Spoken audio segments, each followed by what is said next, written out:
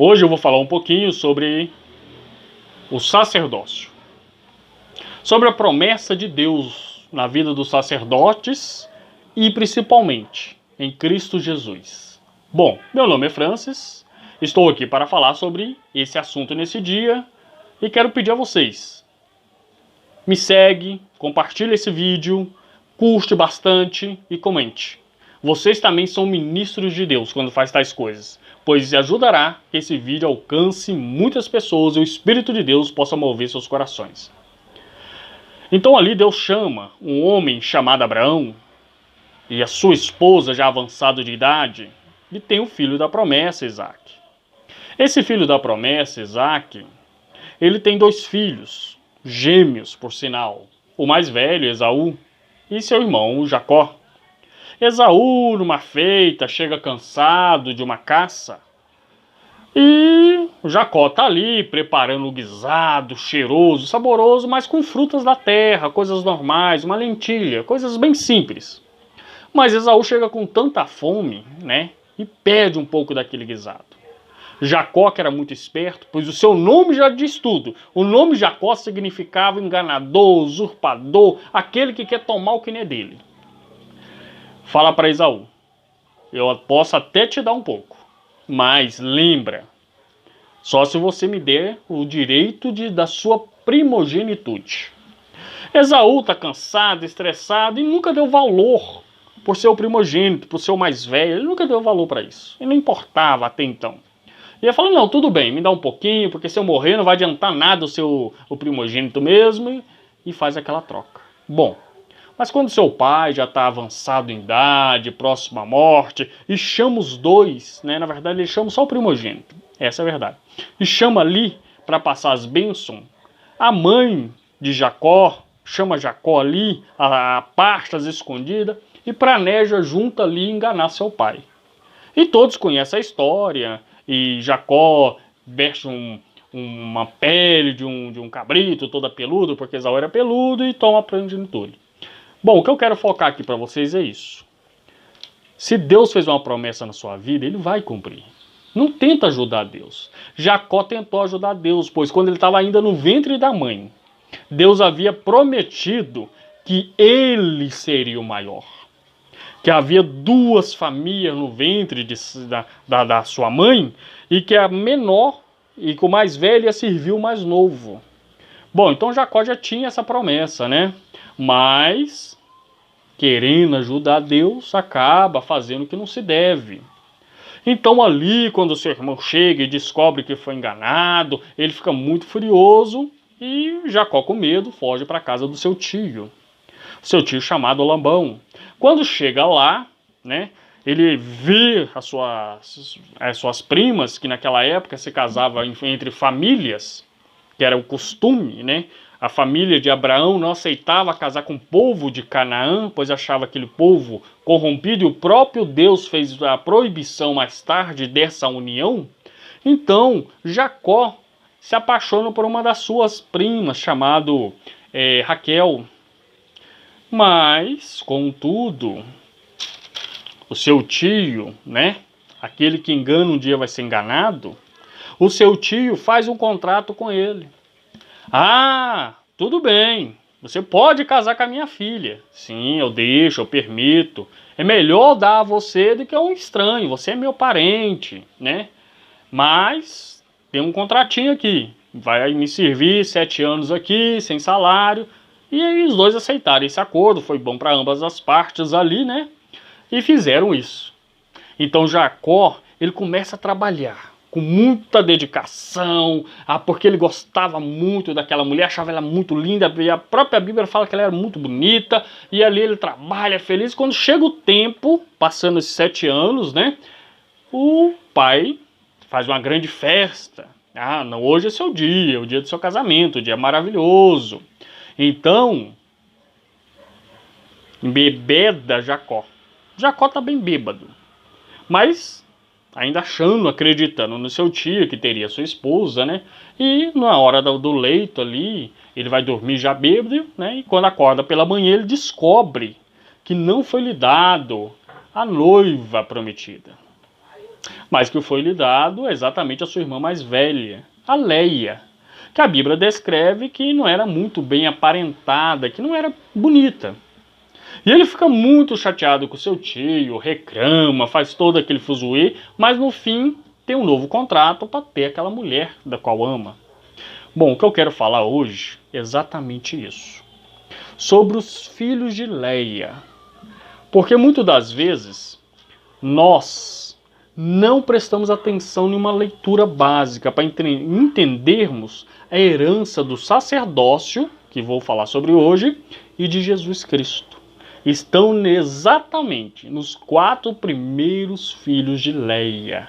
Vamos ler um pouquinho aqui, vamos meditar, na palavra de Deus, que a gente vai encontrar no livro de Gênesis, no capítulo 29, no verso 31 até o verso 35. Vamos meditar um pouquinho aqui e vamos ver.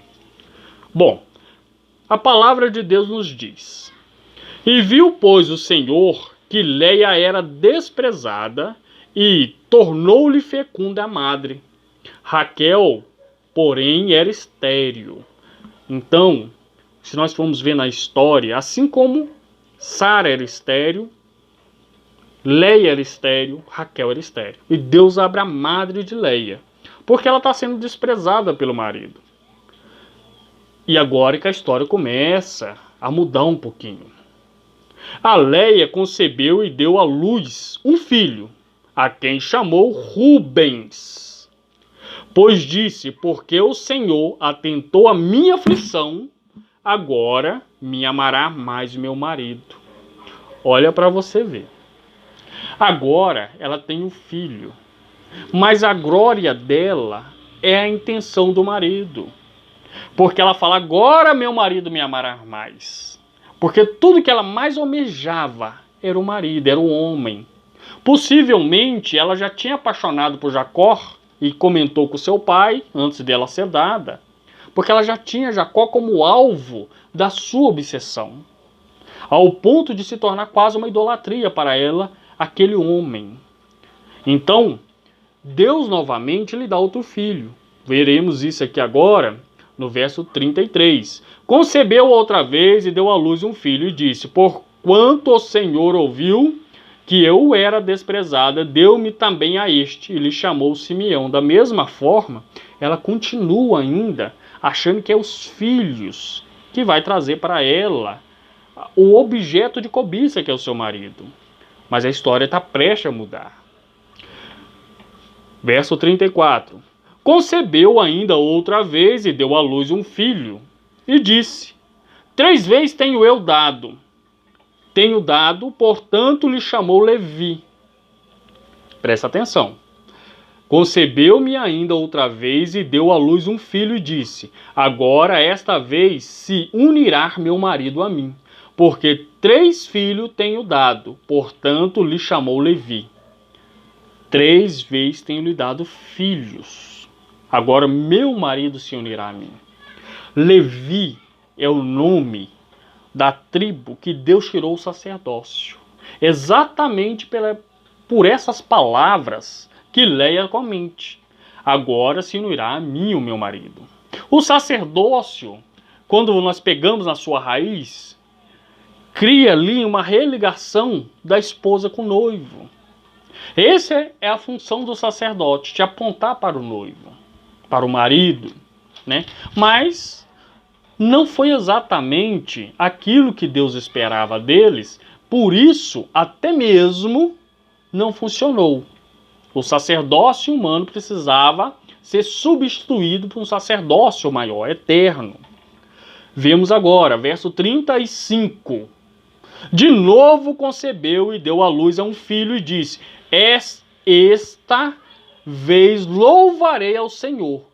Por isso chamou Judá e cessou de ter filhos. Agora vem a situação, a chave da vitória. Agora ela fala, agora eu louvarei ao Senhor. Não mais cobiça aquele homem, porque agora ela está vendo que o que ela deve manter é seu foco, sua atenção em Deus. Quando ela percebe isso, ela traz toda a família da tribo de Judá, da qual o nosso Senhor Jesus veio. Aí que eu quero focar com vocês hoje. Bom, a família de Levi traz o sacerdócio por parte de homens. A família de Judá, cuja mãe Leia glorifica a Deus e louva a Deus por ele, traz o sacerdócio divino, porque ela glorificou a Deus. Viu a diferença dos paralelos? O primeiro filho, ela tem ainda intenção de ter um marido. O segundo, ela fala, agora com certeza esse homem é meu. O terceiro, ela fala a mesma coisa. Agora meu marido, agora é só meu, vai unir a mim de certa forma que não vai querer mais ninguém. Mas só no quarto ela reconhece a importância de Deus. Bom, mas o sacerdócio vem da família de Levi. Da família da qual vem o Moisés, né, o grande profeta, e seu irmão Arão, o maior sacerdote, o sumo sacerdote, pelo qual Deus usou ali no Egito, que fez os sinais. Muitos falam os sinais que Moisés fez. Não, mas Moisés era como Deus. Quem tocava o cajado era Arão. Né, os milagres acontecia pelo cajado de Arão. Então Arão foi o grande sumo sacerdote. E aí sua família foi passando os anos, se tornaram ali cada vez mais, né, herdeiros do sacerdócio e afastando da origem de Deus, porque a gente vê a história que foi se corrompendo, foi adorando outros deuses e se perdendo do que Deus queria. Mas da tribo de Judá foi surgindo pessoas fiéis. Um dos maiores reis foi Davi, da família de Judá. Então Davi, ele foi tão grande que Jesus não se envergonhou de ser chamado de filho de Davi. Embora a Bíblia não esconde que Davi também foi um homem com muitos pecados. Que Davi foi um homem adúltero, assassino, que defraudou, fez cometeu vários delitos. Mas todo dia ele batia o joelho e pedia a Deus perdão. Isso nós vemos nos livros de Salmos. Porque ele falava rapidamente, Senhor, apressa-te em me perdoar. Senhor, perdoa os meus pecados. Então Davi tinha esse coração de reconhecer que era pecador, não era justo e precisava do favor de Deus. E você? Tem reconhecido que precisa do favor de Deus? Bom, reflita na sua vida. Nunca tenha vergonha de confessar a Deus, pois Ele está pronto sempre para perdoar todos os seus pecados.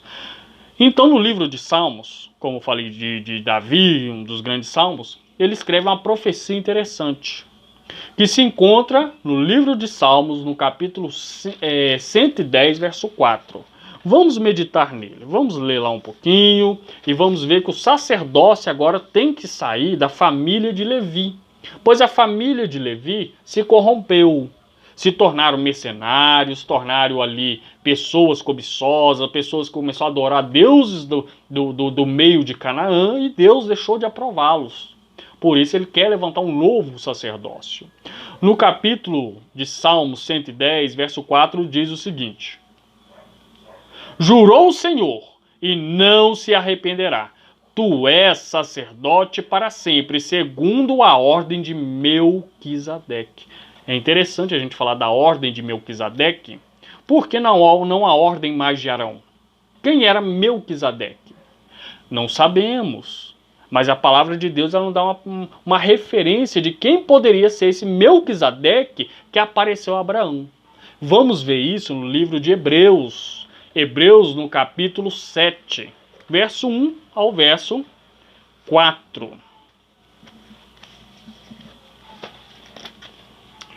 Hebreus capítulo 7, no verso 1 ao 4, diz o seguinte: Porque este Melquisedeque, rei de Salém, sacerdote de Deus Altíssimo, que saiu ao encontro de Abraão quando este resgatava da matança dos reis e os abençoou, a quem também Abraão separou o dízimo de tudo, sendo primeiramente por intermédio de Deus, por intermédio do seu nome, Rei da Justiça, e depois também Rei de Salém, que é Rei da Paz. Sem pai, sem mãe, sem genealogia, não tendo princípio de dias nem fim de vida, mas feito semelhante ao Filho de Deus, permanecendo sacerdote para sempre, Considerais, pois, qual grande era este, a quem até o patriarca Abraão deu seus dízimos, dentre os melhores despojos. Então, quem era Melquisedeque?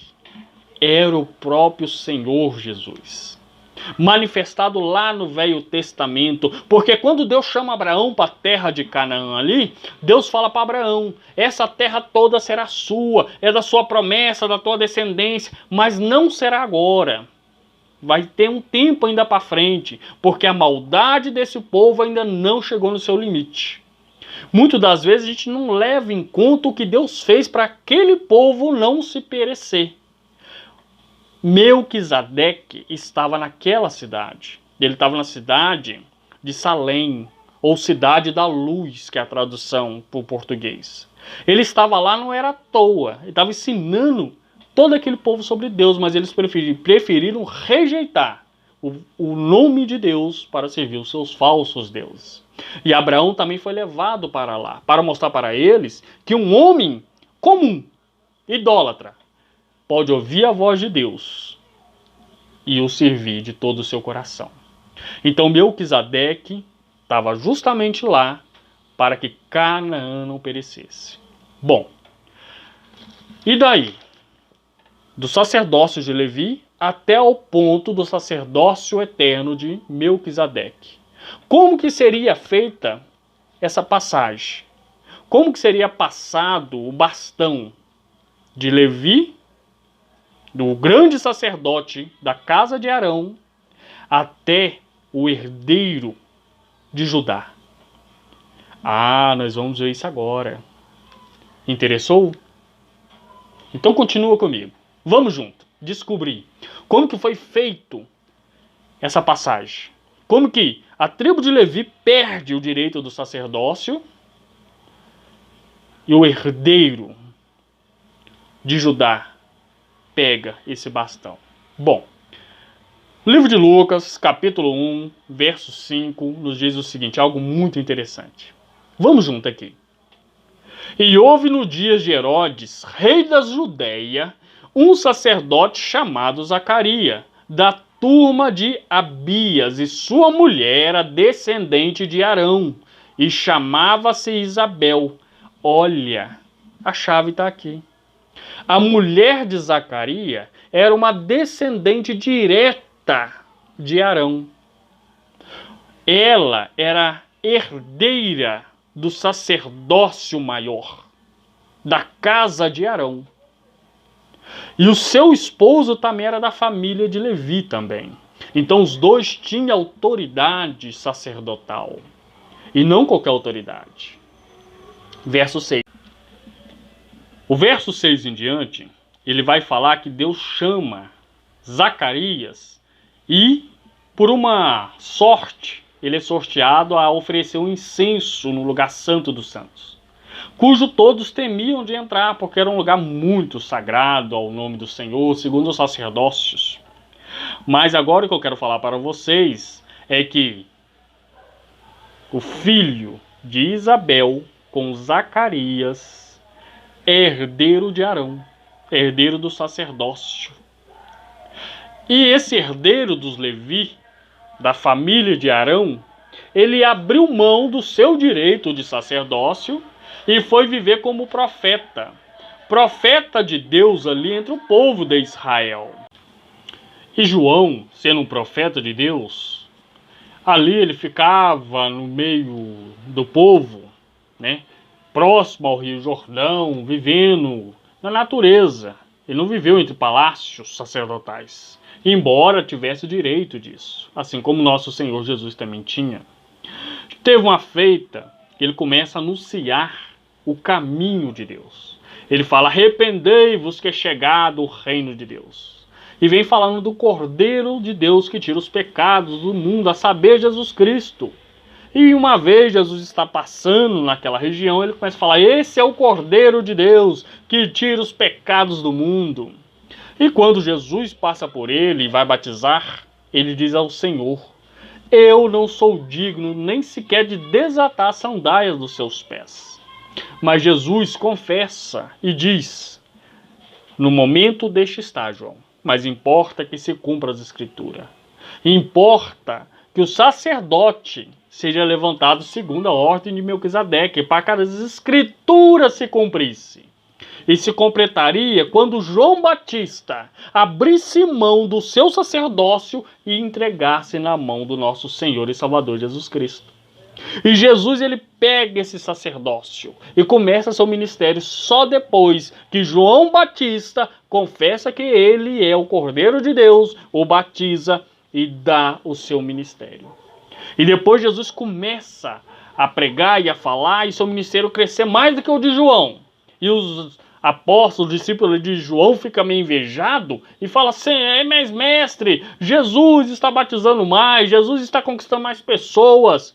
E João vira e fala: importa que ele cresça e que eu diminua. Importa que o sacerdócio segundo Melquisedeque cresça e o sacerdócio segundo Levi diminua. Isso é o que João estava falando.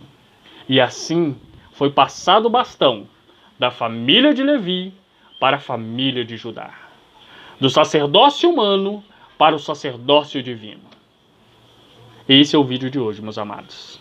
Que você creia que o sacerdócio de Cristo é eterno e que ele jamais, nunca deixará de ser eterno. Que o Senhor vos abençoe e suas vidas cheias de bênção em nome do Senhor Jesus.